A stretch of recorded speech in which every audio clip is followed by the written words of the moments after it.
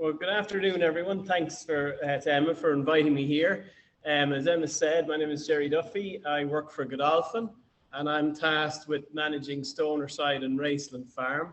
So just to give you a little overview of what we do, Stonerside is a 2,000-acre farm. We foal anywhere from 50 to 60 mares every year. We'll breed back about 10 barons and maybe 20 maidens, so we'll cover about 80 mares, and then we'll have those foals and yearlings and so on. I think the point I'm making there, and what is important, is that we're a very lowly stocked farm. We've got a lot of acreage for the number of horses. We can move barns, and we're a closed herd. We don't board outside mares. When mares retire from the racetrack, they're quarantined for 2 weeks and before they're released to general population. So we kind of considered ourselves immune from a lot of these things, being such a closed herd. But as I'll explain, we were not.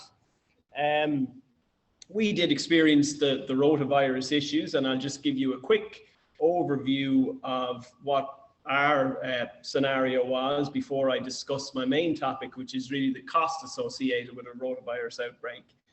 So we breed late generally. We don't start covering mares until the beginning of March.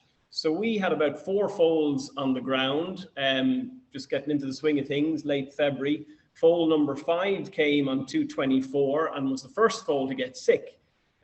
So next thing, set your watch, 36 hours age, the next couple all started breaking with this watery diarrhea that we've learned a lot about. Like everybody else, we did the diarrhea panels and were presuming that it was a Clostridium issue we were dealing with. So we started running Clostridium plasma. We also, on the advice of our global veterinary advisor, Andrew Edgar, took the first mare, bled her, spun off the plasma, and started giving them about 200 mils of plasma orally. Again, still thinking it might aid with addressing the Clostridium issue in the gut.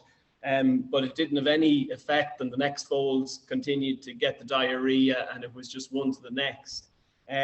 We did consult with Dr. Slovis, who reviewed our biosecurity, and we tried as hard as we could to up that.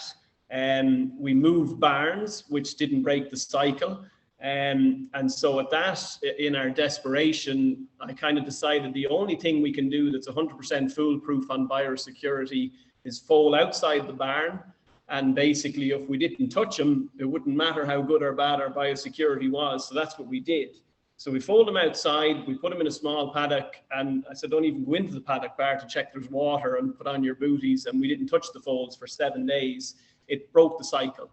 So since then, we had healthy foals. We had 2 later on in the season, get very mild symptoms, but, little blips in the radar. So following our initial onset, we probably had, I think if I'm right, maybe 26 after those 11 that were all healthy.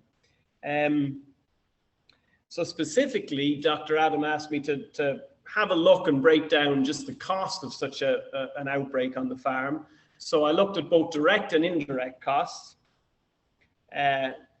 So on-farm treatments for our numbers totaled about $17,000, well, almost 18. As some of you know, the Clostridium plasma is about $650 a pop.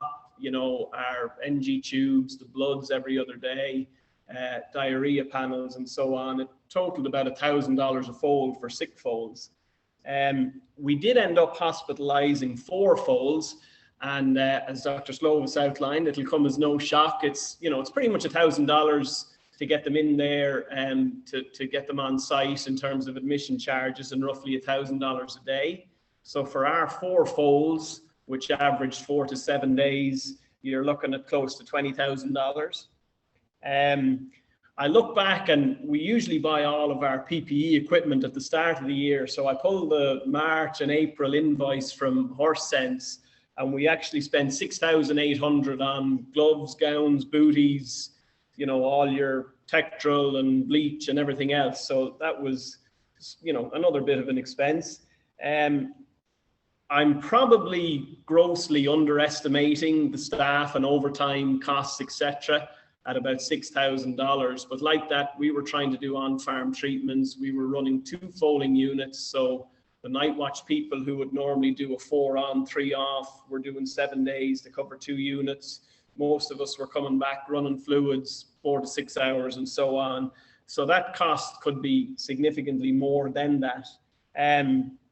But look, the long and short of it, and roughly speaking, our 14 sick foals, our 4 hospitalizations, the protocols we had to put in place, it's $50,000, you know, for a farm that's foaling 50 mares. The indirect cost could be significantly more. One of the things I'll get onto in a minute is just the negative impact on those foals' ability to thrive. You know, we all know that a young foal, you're looking for it to gain 3 to 4 pounds per day.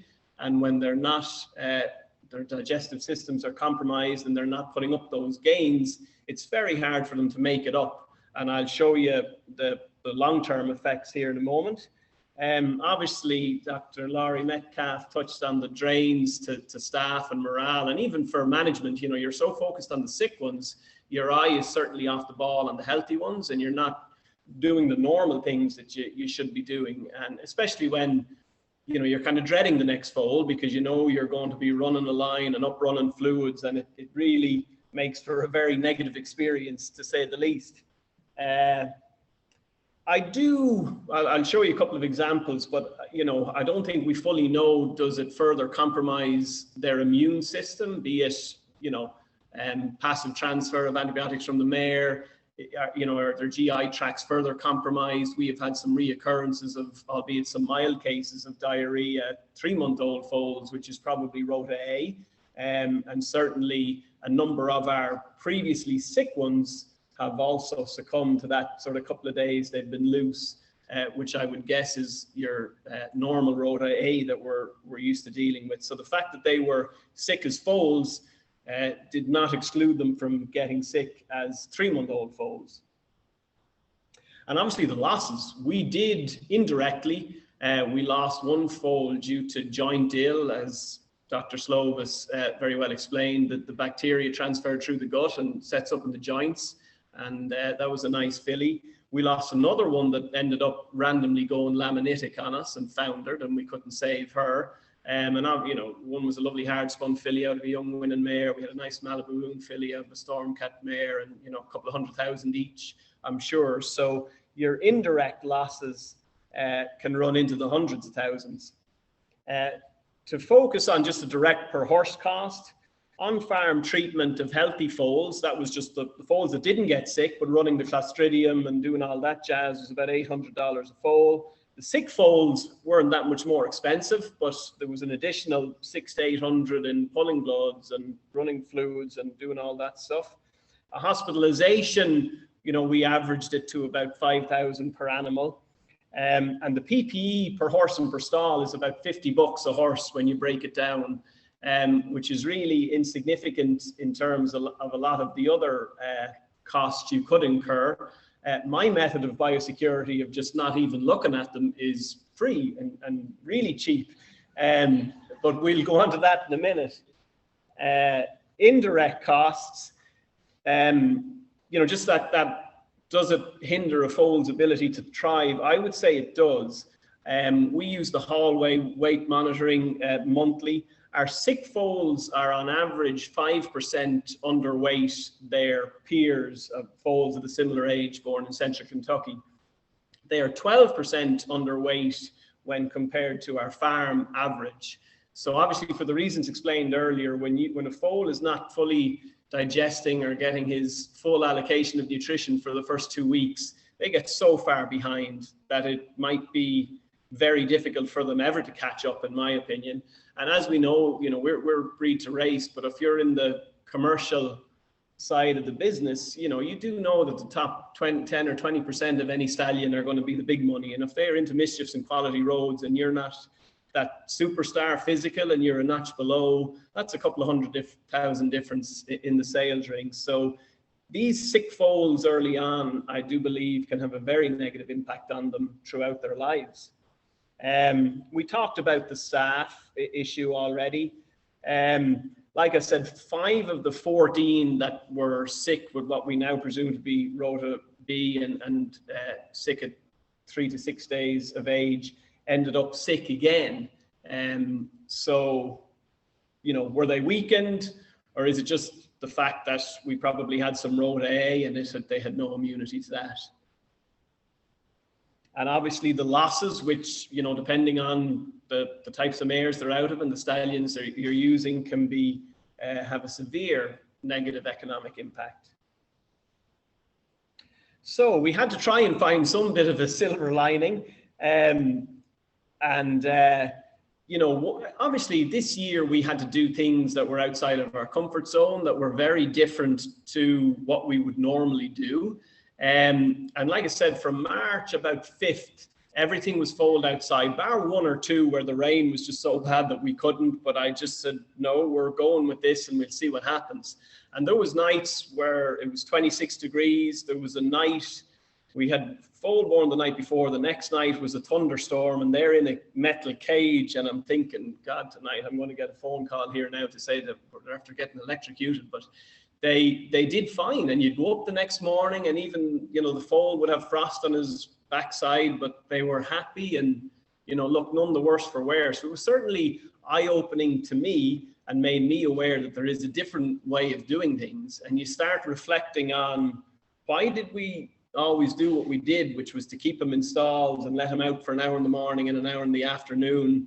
And you know, you obviously think that maybe this system of falling outside and leaving them outside, it's a lot easier on health. It was evidently healthier for the horses. There's savings in terms of, you know, bedding and labor associated with having mares and foals up all the time. So it's certainly something we're going to look at.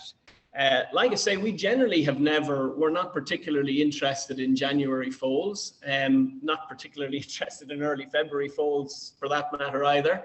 So we've generally not bred until March 1st. We're seriously considering maybe pushing that back a little bit further to March 10th or March 15th.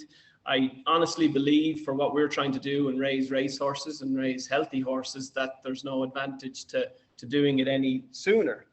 And the other thing we did that I think is worth touching on, and I don't want to take too much from Ben and Leo because they're going to go into it a little bit, but just, you know, we foaled outside, we assisted where we needed to assist, but then we just got out of there and let nature do its thing. And, you know, most of the times previously, you're there to help, you're getting in, you're trying to get these things up and sticking your fingers in their mouth and getting them on the nurse. And it was great just to stand back and watch them do it themselves and how little human intervention they actually need. So certainly a lot was learned in other ways of doing things that require less human capital, which is important right now because we basically don't have it. And, you know, there's savings to be had. I thought you might just pull me up on sort of suggesting it breeding later. So I very quickly looked at the Keeneland September sale last year, and this chart shows 15 horses brought over $1 million across all sessions last year. Not a one was foaled in January, 4 in February, 6 in March, 3 in April, 2 in May. A further 21 horses across all sessions brought between 750 and $1 million. There was 4 February foals, 8 March foals, 9 April foals. It's crude. It warrants further study, but I do want to make you think about why we're foaling so early. Similarly, you look back at 30 years of the Kentucky Derby, there's 1 January foal. There is plenty of February foals in fairness, but March, April and May foals compete equally as well. And when you think about it, and I'm happy to say it because I don't see any big stallion masters here, but in whose interest is it to get us to breed the 10th of February? The stallion men, because they can get more mares that are stallions.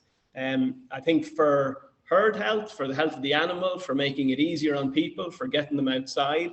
And I'm also aware, if you look at hallways and the research they do with growth charts and the stage in which foals are born, those early foals get a nutritional peak in the springtime when the grass comes and the mare's milk yield goes up, which leads to OCDs and so on. So there's a lot to be said for getting back to springtime. But I've sort of gone off piece there a little bit, so I'll leave it at that. Thank you all, and I'd welcome any questions at the end. Brilliant. Thank you. Emma. That was